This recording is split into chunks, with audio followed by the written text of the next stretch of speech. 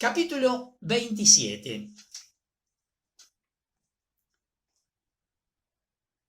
Cuando Isaac envejeció, sus ojos se debilitaron tanto que ya no veía nada. Entonces llamó a Esaú, su hijo mayor, y le dijo: Hijo mío, aquí estoy, respondió él.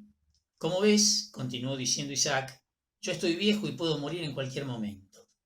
Por eso, toma tus armas, tu aljaba y tu arco, ve al campo y cázame algún animal silvestre. Después prepárame una buena comida, de esas que a mí me gustan, y tráemela para que la coma.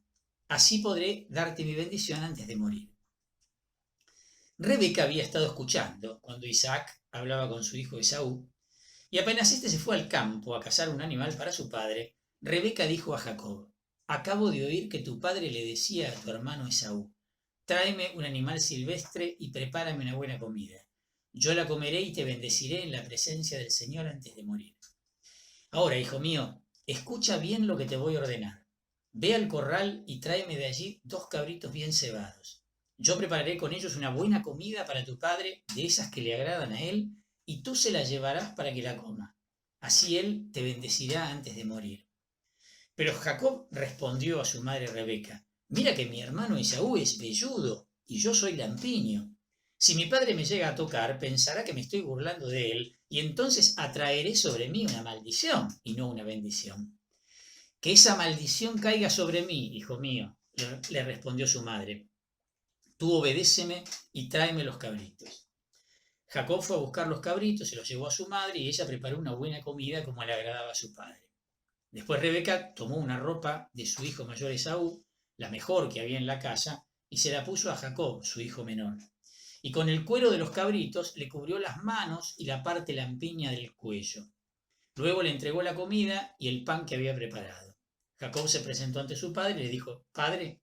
Este respondió: Sí, ¿quién eres, hijo mío? Soy Esaú, tu hijo primogénito, respondió Jacob a su padre, y ya hice lo que me mandaste. Por favor, siéntate y come lo que yo cacé, para que puedas bendecirme. Entonces Isaac le dijo: Qué rápido lo has logrado, hijo mío. Jacob respondió: El Señor tu Dios hizo que las cosas me salieran bien. Pero Isaac añadió: Acércate, hijo mío, y deja que te toque para ver si eres realmente mi hijo Esaú o no. Él se acercó a su padre, este lo palpó y dijo: La voz es de Jacob, pero las manos son de Esaú. Y no lo reconoció porque sus manos estaban cubiertas de vello como las de su hermano Esaú. Sin embargo, cuando ya se disponía a bendecirlo, le preguntó otra vez: ¿Tú eres mi hijo Esaú? Por supuesto, respondió él. Entonces sírveme, continuó diciendo Isaac, y déjame comer lo que has cazado para que pueda darte mi bendición. Jacob le acercó la comida y su padre la comió. También le sirvió vino y lo bebió. Luego su padre Isaac le dijo: Acércate, hijo mío, y dame un beso. Cuando él se acercó para besarlo, Isaac percibió la fragancia de su ropa. Entonces lo bendijo diciendo: Sí, la fragancia de mi hijo es como el aroma de un campo que el Señor ha bendecido. Que el Señor te dé el rocío del cielo y la fertilidad de la tierra, trigo y vino en abundancia. Que los pueblos te sirvan y las naciones te rindan homenaje.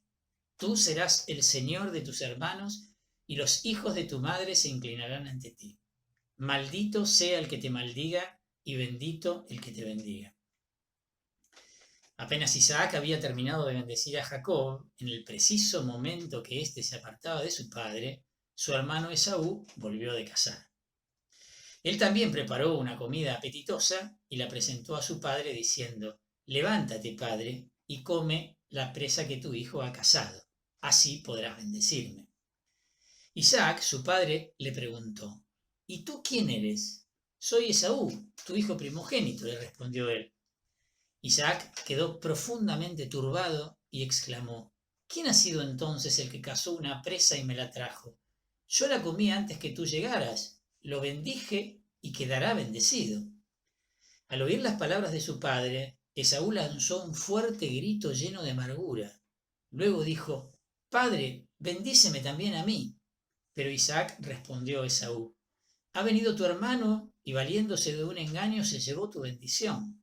Esaú dijo entonces: Sí, con razón se llama Jacob. Ya van 2 veces que me desplaza. Primero arrebató mi condición de hijo primogénito y ahora se ha llevado mi bendición. Y agregó, ¿no has reservado una bendición para mí? Isaac respondió a Esaú, lo he constituido tu señor y le he dado como servidores a todos sus hermanos. Lo he provisto de trigo y de vino. ¿Qué más puedo hacer por ti, hijo mío? Esaú dijo a su padre, ¿acaso tienes solo una bendición? Isaac permaneció en silencio. Esaú lanzó un grito y se puso a llorar. Isaac le respondió diciéndole, tu morada estará lejos de los campos fértiles y del rocío que cae del cielo. Vivirás de tu espada y servirás a tu hermano, pero cuando te rebeles lograrás sacudir su yugo de tu cuello. Esaú sintió hacia su hermano un profundo rencor por la bendición que le había dado su padre, y pensó, pronto estaremos de duelo por mi padre, entonces mataré a mi hermano Jacob.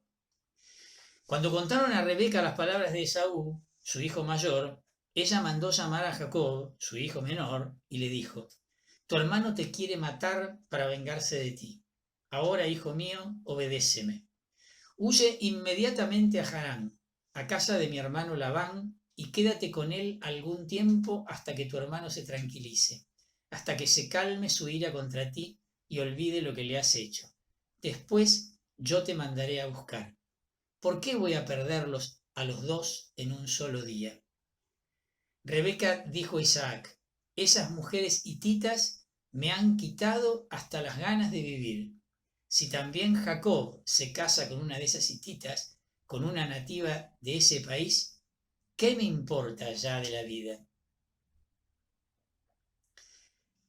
Tremendo relato, ¿eh?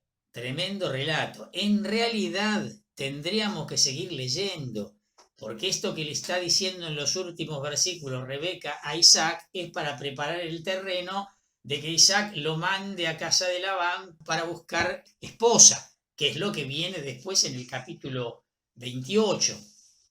Pero bueno, terminamos acá con el capítulo 27, tenemos bastante para decir antes de arrancar con el capítulo 28. Este relato une las tradiciones sobre la juventud de Esaú y Jacob con las de Jacob, que van a venir posteriormente, en la región de Transjordania. Es atribuido normalmente a la tradición yavista. Sin embargo, algunas incongruencias han llevado a varios autores a suponer una fusión de yavista y eloísta, como que había dos versiones de este relato y en una época posterior, obviamente a su vez anterior a la redacción final del Pentateuco, ya llegaron fusionadas estas dos tradiciones, al menos en este relato. Es una hipótesis posible. La ubicación del capítulo es imprecisa. En el contexto actual, y habría que asociarlo a Beersheba, porque el final del capítulo 26 nos había dejado allí y el principio del capítulo 28 nos vuelve a poner allí. Por lo tanto, esto habría que ubicarlo ahí. Pero no es seguro. Los relatos de Jacob, en realidad, están vinculados en general a la región central de Palestina. Ya van a ver en Betel, en Siquén o en Penuel, del otro lado del Jordán, en lo que se llamaba la Transjordania. Más bien son los relatos de Esaú los que se asocian con la zona meridional, con el sur, que es donde va a estar ubicado los descendientes de Esaú, donde va a estar ubicado Edom, justamente, ¿no? Con esto no hay un acuerdo definitivo como para dar una solución a esto. Permanece el interrogante. A pesar de esto, la teología del capítulo en su estado actual es clarísima. Jacob, a pesar de su inferioridad y de su propia indignidad, es objeto de la libre elección divina. Esto está clarísimo.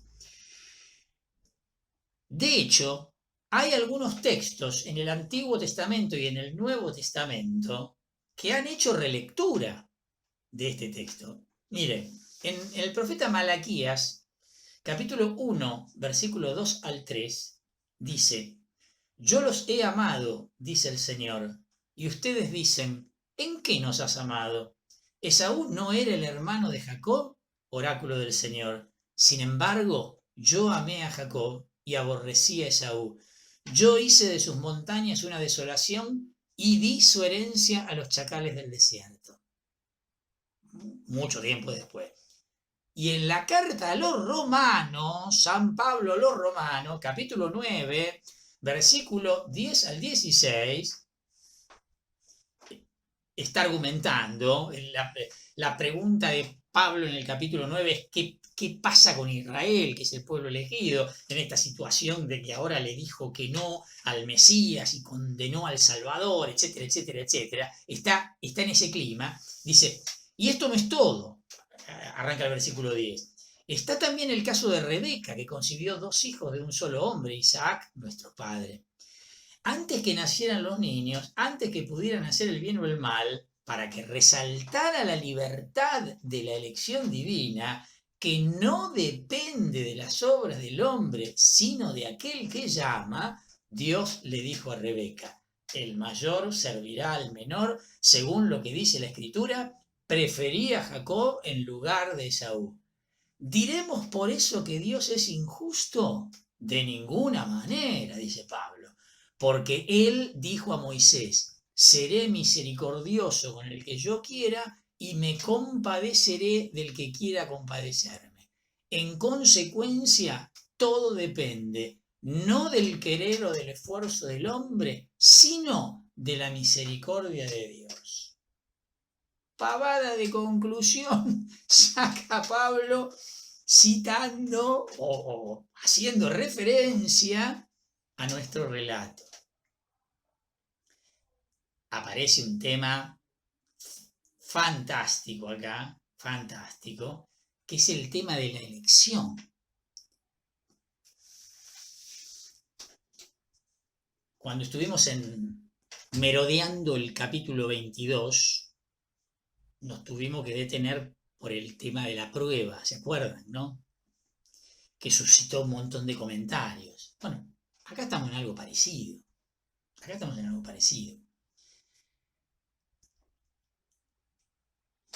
En teología se habla de lo que es la vía de la analogía.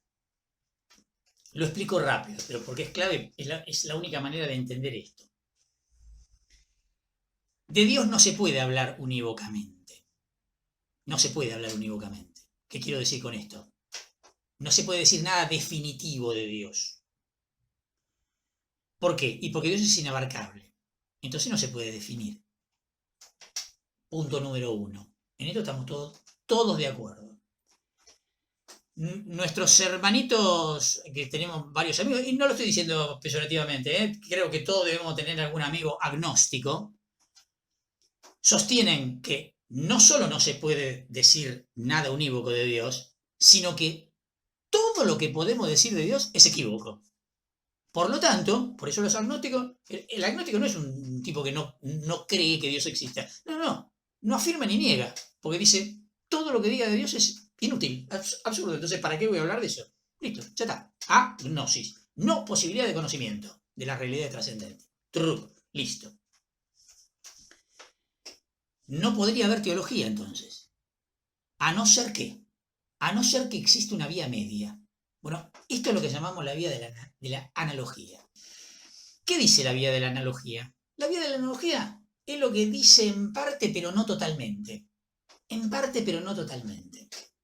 Hay una analogía que es la madre de las analogías del Nuevo Testamento, que es que Dios es Padre. La analogía del Nuevo Testamento. ¿Qué proceso se da en la analogía? Esto es una cosa que la hacemos mentalmente en un solo movimiento, pero que analizado con un microscopio tiene 3 movimientos. Tiene un movimiento de afirmación, un movimiento de negación y un movimiento de superación. Vamos a analizarlo con la analogía de Dios es Padre. El momento de afirmación Dios es Padre. Pero enseguida, muy rápido, tengo que correr a negarlo esto. Y tengo que decir, ojo, pero no es Padre del mismo modo que papá es mi papá, ¿eh? ¿Se entiende? Por más que mi papá haya sido un genio, que de hecho lo fue, pero no es padre de la misma manera, es de manera análoga. Entonces surge la pregunta, ¿y de qué modo es padre entonces? Tercer momento, superación. De modo sublime, de modo trascendente, de modo insuperable. Fíjense lo que estamos haciendo en la vía de la analogía. Estamos usando la experiencia, nuestra experiencia de paternidad, de trampolín, ¿para qué? Para acercarnos, no para definir a Dios, para acercarnos a lo que puede llegar a ser Dios como Padre, a lo que puede llegar a ser Dios como Padre. ¿Se entiende? Es un movimiento dialéctico. La afirmación es la tesis, la negación es la antítesis, la superación es la síntesis. ¿Por qué estoy diciendo esto? ¿Por qué estoy diciendo esto? Porque acá tenemos un ejemplo. Estamos afirmando algo de Dios. Lo afirma Miqueas, lo afirma Pablo, lo afirma nuestro relato. ¿Cuál es la afirmación? Dios elige a quien quiere. Dios elige a quien quiere. Incluso hasta en esta situación absurda. La conclusión de Pablo. Todo depende no del querer y del esfuerzo del hombre, sino de la misericordia de Dios. Y se pregunta, ¿acaso Dios es injusto? ¿Por qué? ¿Por qué estamos respondiendo de esta manera? Si Dios es injusto, porque estamos entendiendo la elección al modo humano. Nos están faltando los otros dos movimientos que faltan. Estamos entendiendo la afirmación y ya. Dios elige y entendemos la elección como la entendemos nosotros. Y listo. ¿Me entienden? Me falta el momento de la negación. Y decir, cuidado, que Dios no elige de la manera que elegimos nosotros, ¿eh? ¿Cómo elige? ¿Qué sé yo? No tengo la menor idea. Pero de manera insospechada es la elección de Dios. ¿Por qué? Y porque nuestra experiencia de elección es paupérrima. Cuando nosotros elegimos, casi hacemos un acto de discriminación. Siempre que elegimos, es menos lo que queda adentro que lo que queda afuera. En cualquier ejemplo que busquen, siempre son menos lo que queda adentro que lo que queda afuera. Y así hemos leído la elección de Israel, la elección de la iglesia, nuevo pueblo de Dios, la elección de los santos. ¿Cómo entendemos la elección de Israel? Si Dios elige a Israel es porque no elige al resto de los pueblos. Miren, quedó toda la humanidad fuera. Un absurdo. Lo mismo nosotros, lo mismo los... ¿De qué manera elige Dios? Dios elige a todos. ¿Y por qué Israel se llama el pueblo elegido entonces? Porque se dio cuenta que es elegido. Percibió esa elección. Esto es lo que llamamos la revelación sobrenatural de Dios. Por eso escribieron la historia que escribieron, con Dios adentro, acompañándolo, sosteniéndolo, guiándolo en la historia. Se dieron cuenta de la presencia de Dios en su pueblo y se dieron cuenta entonces que eran los elegidos. Pero no los únicos. Dios elige a todos. El mensaje del Evangelio, además clarísimamente, es este. Jesús muere por todos en la cruz. Nuestra experiencia de elección nos juega una mala pasada, porque es muy pobre nuestra experiencia de elección. ¿Saben qué? Hay una metáfora que por ahí nos acerca un poquitito más, que es la de una buena mamá, porque hay mamá que más vale perderla que encontrarla, una buena mamá que tenga muchos hijos. Bueno, ahí tenemos un ejemplo que se acerca a lo que puede llegar a ser la misericordia de Dios de la que habla Pablo, que ama a todos por igual, y que incluso me da un plus para entender otro misterio bíblico, que es la preferencia de Dios por los más débiles. Una mamá hace eso. Cuando hay uno de los hijos todos amados. Cuando hay uno de los hijos que la está pasando mal, lo atiende preferentemente. Y no es que deja de querer al resto, que pone en stand-by el amor de los demás. No, no, no. Pero preferentemente le dedica el tiempo. Ese es el Dios, y tiene que ver con lo que estábamos hablando antes, ¿eh? Ese es el Dios revelado en Cristo. Plenitud de la revelación, Dei Verbum número 2. Ese es el rostro de Dios revelado en Cristo.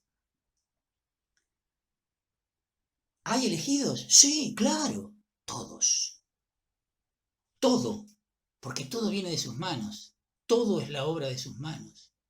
Ni siquiera es un atributo nuestro de seres humanos.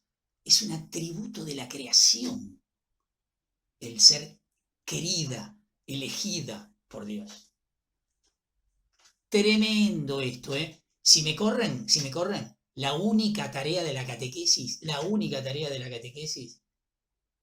es compartir esto. Que el otro reconozca que es el Hijo de Dios. Que sobre él suena la voz del cielo que le dice: vos sos mi Hijo muy querido en quien tengo puesta toda mi predilección. Buenísimo, buenísimo. Y se acabaron los problemas de justicia, se acabaron los problemas de ridiculez. Buenísimo. Temazo este, ¿eh? Temazo, temazo. En la historia anterior de Esaú y Jacob hay un mayor énfasis que en esta en las acciones y los motivos humanos. Pero en ambos relatos la intención es claramente empequeñecer, subestimar a los edomitas, que son los enemigos históricos de Israel. Está claro esto en esta lucha que hay entre ambos hermanos. El esavista trató de suavizar un poquitito el relato, en parte, eliminando de algún modo la deshonra de Jacob y describiendo a Esaú más compasivamente, pero no negó en absoluto la astucia y la deslealtad de Jacob. Por medio de él, incluida su deslealtad, se va a realizar el plan divino, indefectiblemente. La idea es que hay un solo plan, ya decidido e iniciado, por lo tanto, solo puede haber una bendición efectiva. Por eso es que una vez dada la bendición ya es irrevocable. Bueno, lo vamos a ver ahora en el análisis, ¿no? Como en el capítulo 24, la historia de Isaac y Rebeca, este capítulo también se articula en 5 escenas que presentan 5 diálogos entre los distintos actores. Vamos a empezar a describir esos 5 diálogos. Empecemos por el primero, que es lo que va del versículo 1 al versículo 4. Cuando Isaac envejeció, sus ojos se debilitaron tanto que ya no veía nada. Entonces llamó a Esaú, su hijo mayor, y le dijo: «Hijo mío, aquí estoy», respondió él. «Como ves», continuó diciendo Isaac, «yo estoy viejo y puedo morir en cualquier momento. Por eso toma tus armas, tu aljaba y tu arco, ve al campo y cázame algún animal silvestre. Después prepárame una buena comida de esas que a mí me gustan y tráemela para que la coma. Así podré darte mi bendición antes de morir».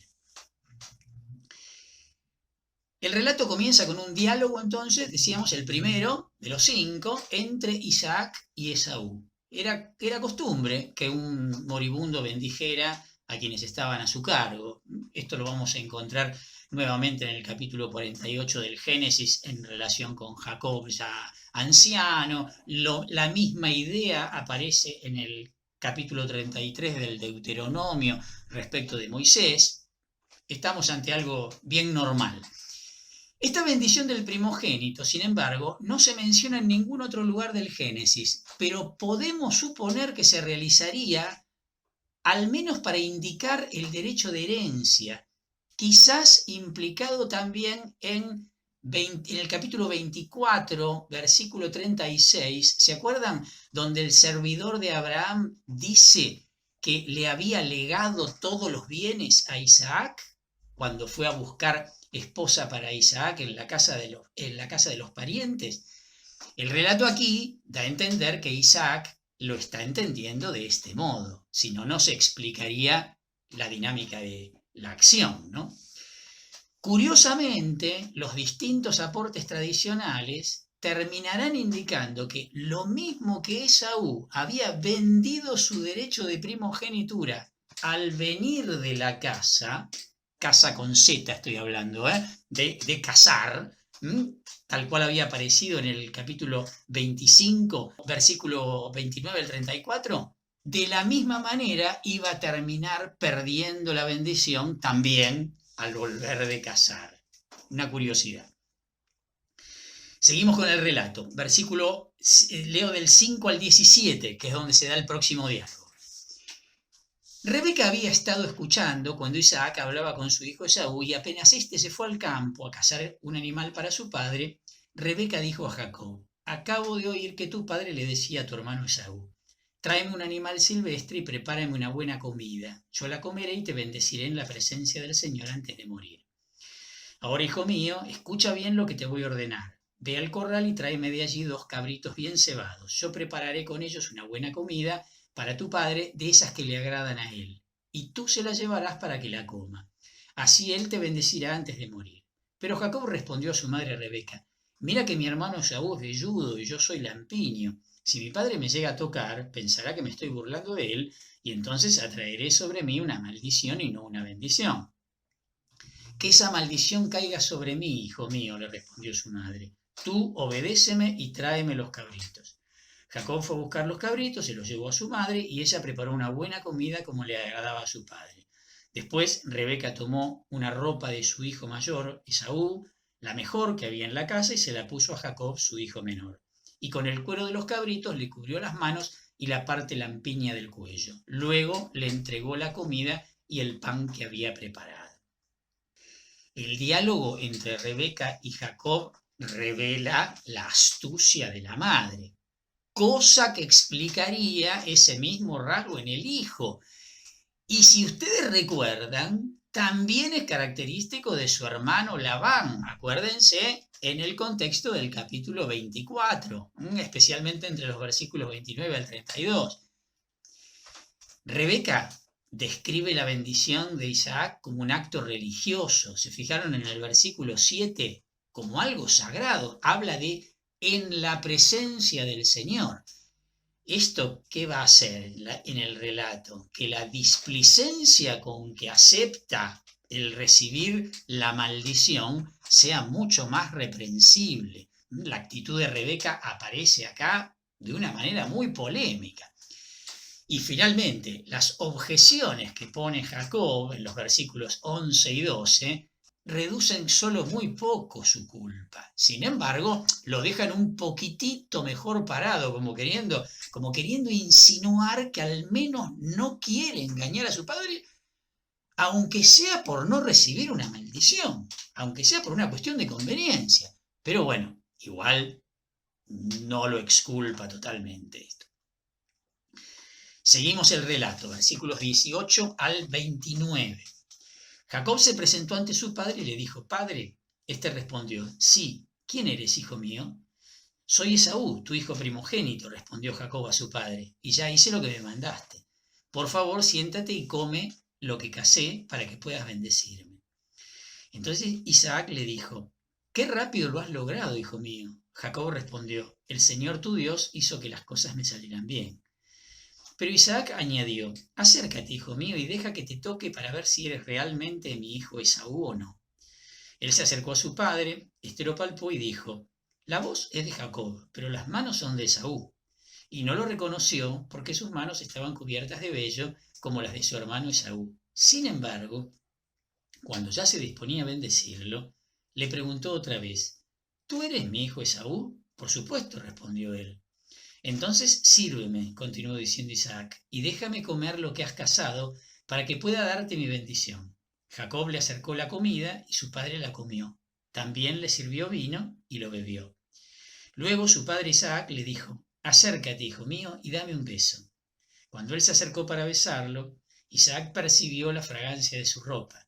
Entonces lo bendijo diciendo: Sí, la fragancia de mi hijo es como el aroma de un campo que el Señor ha bendecido. Que el Señor te dé el rocío del cielo y la fertilidad de la tierra, trigo y vino en abundancia. Que los pueblos te sirvan y las naciones te rindan homenaje. Tú serás el Señor de tus hermanos y los hijos de tu madre se inclinarán ante ti. Maldito sea el que te maldiga y bendito el que te bendiga. El encuentro entre Isaac y Jacob es narrado muy simplemente con los detalles indispensables para dar la suficiente tensión al relato. El engaño de Jacob a su padre ciego fue algo realmente grave y para colmo lo intenta suavizar diciendo que Yahvé lo había conducido en el versículo 20, ¿no? Una hipocresía importante. Muchos consideran que el versículo 23 es una glosa explicativa que anticipa la bendición de los versículos 28 al 29. Podría ser. La bendición está presentada en forma de oráculo, contenida en la segunda parte del versículo 27, versículo 28 y versículo 29. Se diferencia de las otras bendiciones patriarcales y está aplicada directamente a la nación descendiente de Jacob. Esto remite a lo que habíamos leído en el capítulo 25, versículo 23. ¿Se acuerdan cuando decía: en tu seno hay dos naciones, dos pueblos se separan desde tus entrañas, uno será más fuerte que el otro y el mayor servirá al menor? ¿Se acuerdan cuando Rebeca va a consultar al Señor, que le revela esto también en un oráculo, refiriéndose de sus dos hijos que están en su vientre como dos naciones? Bueno, acá aparece con la misma idea. Los israelitas serán bendecidos especialmente con la fertilidad del suelo, dice el versículo 28. Acá hay una incongruencia. Esaú, un cazador, haber recibido una bendición referida a un pueblo agricultor y sedentario, porque en realidad Isaac piensa que está bendiciendo a Esaú. Evidentemente al autor esto o no le preocupó o no pensó en ello, pero acá hay algo que no encaja del todo.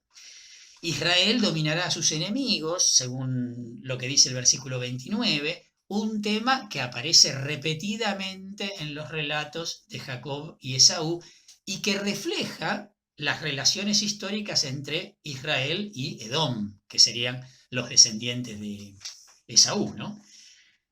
Los plurales que aparecen acá, naciones, hermanos, hijos, incluirían también a todos los pueblos vecinos, especialmente los moabitas, los amonitas.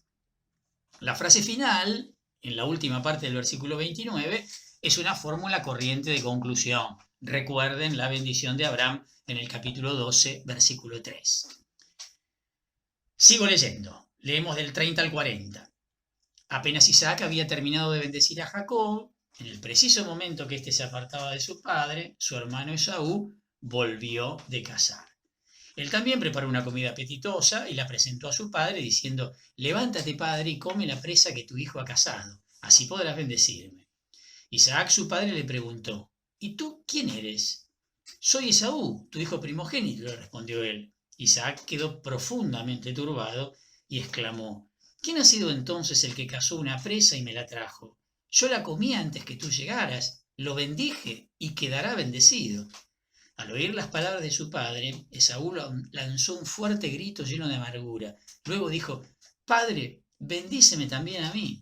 Pero Isaac respondió a Esaú: ha venido tu hermano y valiéndose de un engaño se llevó tu bendición. Esaú dijo entonces: sí, con razón se llama Jacob. Ya van 2 veces que me desplaza. Primero arrebató mi condición de hijo primogénito y ahora se ha llevado mi bendición. Y agregó: ¿no has reservado una bendición para mí?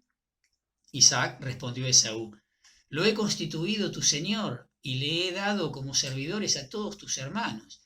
Lo he provisto de trigo y de vino. ¿Qué más puedo hacer por ti, hijo mío? Esaú dijo a su padre: ¿acaso tienes solo una bendición? Isaac permaneció en silencio. Esaú lanzó un grito y se puso a llorar.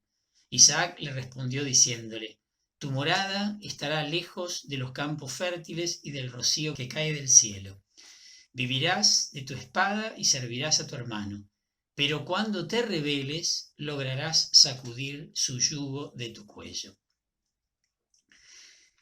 De nuevo queda evidente el arte del narrador en este pasaje que describe el diálogo entre Isaac y Esaú.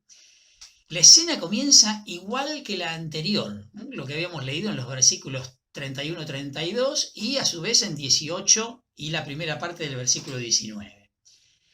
Cuando Isaac dice que bendijo a otro y quedará bendecido, en el versículo 33, indica que la bendición tiene carácter irrevocable, esto que decíamos antes, ¿no?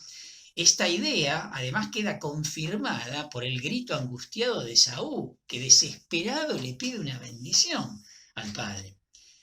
La etimología que en ese momento da Esaú del nombre de Jacob es distinta a la que había aparecido en el capítulo 25, versículo 26. ¿Se acuerdan que estaba relacionada con el talón?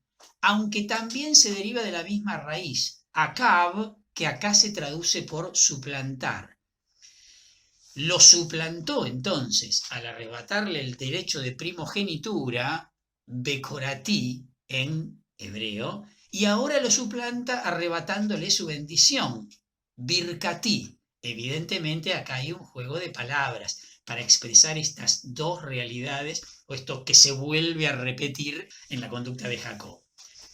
La triple petición final es más una respuesta que una bendición. Con la misma forma de oráculo que había tenido la bendición de Jacob, las palabras ahora describen el árido y desolado territorio de Edom y el temperamento guerrero de sus habitantes. En el versículo 39 y en la primera parte del versículo 40. La segunda parte del versículo 40 podría ser una alusión del ya vista al primer intento de rebelión de los edomitas contra Judá en tiempos de Salomón, que está consignada en el primer libro de los Reyes, capítulo 11, del versículo 14 al 25, o bien una referencia a otra rebelión de los edomitas en tiempos de Joram, de Judá, que la tenemos referenciada en el segundo libro de los Reyes, capítulo 8, versículo 22 al 24. Probablemente. Continúo el relato de los versículos 41 al 45. Esaú sintió hacia su hermano un profundo rencor por la bendición que le había dado su padre y pensó: pronto estaremos de duelo por mi padre, entonces mataré a mi hermano Jacob. Cuando contaron a Rebeca las palabras de Esaú, su hijo mayor, ella mandó llamar a Jacob, su hijo menor, y le dijo: tu hermano te quiere matar para vengarse de ti. Ahora, hijo mío, obedéceme. Huye inmediatamente a Harán, a casa de mi hermano Labán, y quédate con él algún tiempo hasta que tu hermano se tranquilice, hasta que se calme su ira contra ti y olvide lo que le has hecho. Después yo te mandaré a buscar. ¿Por qué voy a perder a los dos en un solo día?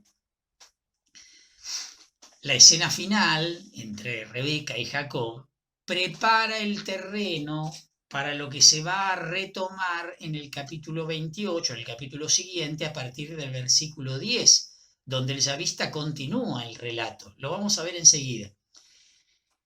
La observación de Esaú, en el versículo 41, indica, como ya se sospechaba en todo el relato, que Isaac se encontraba ya muy cerca de la muerte. Esto provoca algunos problemas sobre la fusión de las distintas tradiciones, porque más adelante, según lo que va a decir el capítulo 35, versículo 39, Isaac habría muerto recién después de que Jacob viviera 20 años en Harán. Acá las tradiciones no se ponen de acuerdo. Rebeca evidentemente no había considerado la posibilidad de una venganza por parte de Esaú. Entonces ahora decide algo para salvar no solo a Jacob, sino también a Esaú, según lo que dice en la segunda parte del versículo 45. Está claro, porque el asesinato de su hermano lo convertiría necesariamente en un fugitivo. Acuérdense del relato de Caín y Abel, ¿no? De los 11 primeros capítulos del Génesis. Y el yavista añadió una nota trágica al hacer decir a Rebeca que lo mandará a buscar una vez que se calme el enojo de Esaú. De hecho, ella no va a volver a verlo. Podría ser que el autor intentó sugerir acá que Rebeca no pudo cumplir sus deseos como una alusión a un castigo por su conducta. Si esto fuese así, esto sería una pincelada maestra del yavista. No sorprendería, pero es una posibilidad, nada más. El versículo 46 en realidad ya pertenece a la próxima unidad literaria, a lo que se va a continuar en el versículo 1 del capítulo 28. Lo tomamos entonces en la próxima unidad.